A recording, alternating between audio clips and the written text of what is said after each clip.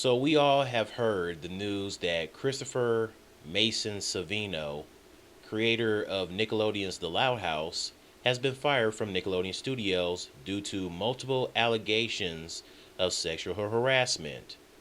At first, he was suspended, but due to getting more information about his allegations of sexual harassment, he has been fired. Rumor has it he's been doing this for a decade. So he was doing this in the 2000s when he was the original showrunner for the last two seasons of Dexter's Laboratory and the Powerpuff Girls. Now he's been around animation since 1991. The rumors has it that he's been doing it once again the last decade. So it sounds like he wasn't doing it in the 90s, he was just doing it since the 2000s. A dozen of women accused Chris of sexual harassment, unwanted sexual advances, and threats of blacklisting female colleagues who no longer agreed to consensual relationships with him. And there's a reason why the women didn't come forward eventually or as soon as possible, because apparently Chris was sending them threats. He probably was like, hey, you better not tell anyone about this or you're dead. Got it?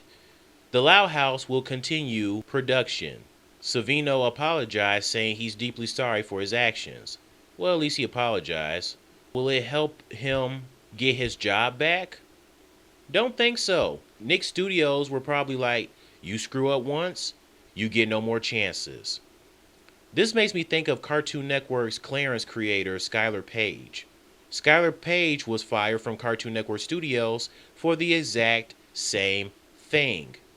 So Chris Savino pretty much took the Skyler Page route. Here's what they have in common. They both screwed their animation careers. What's next for them now? What has Skyler Page been doing since he's been fired from Cartoon Network Studios? Nothing. They're not going to get new jobs at other studios like Cartoon Network, Disney, etc., since they'll know about their history of sexual harassment. Chris is 46, Skyler is 28. This guy's animation career has been ruined in his 20s?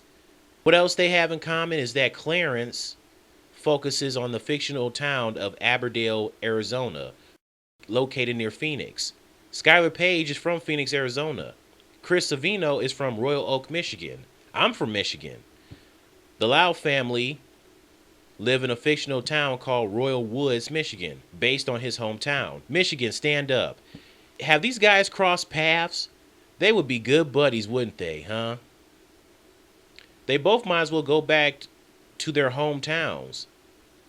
Once again, their animation careers are over, and they obviously wouldn't even get jobs in their hometown since people in Phoenix and Royal Oak will know about their history of sexual harassment. And I heard that Chris Savino is married because I looked at an article where he did an interview about the Loud House, and apparently one of the Loud sisters, he said that he thought about naming one of his daughters if him and his wife ever had a daughter.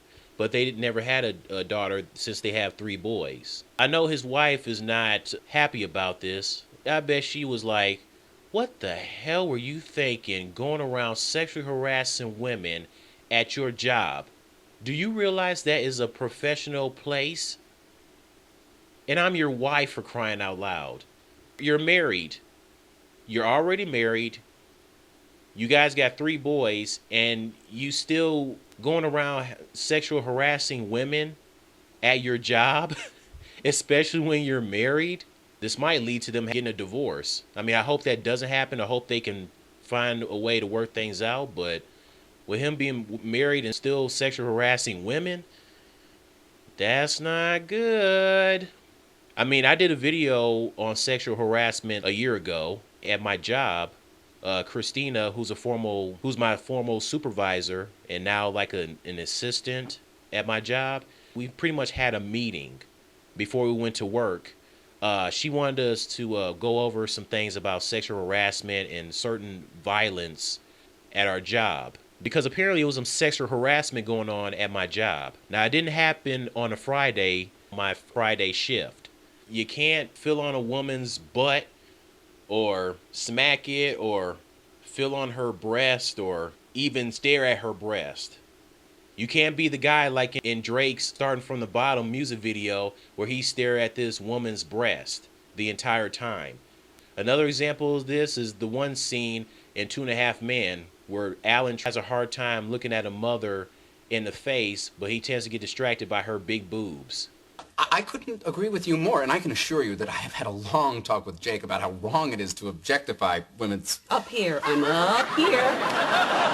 That's the same thing goes for women who sexually harass men, giving them compliments about their biceps or try to feel on their chest or talking about I want to suck their penis, feeling or squeeze on their butt and whatnot. That would be effed up and idiotic if a male police officer was sexually harassing a female police officer.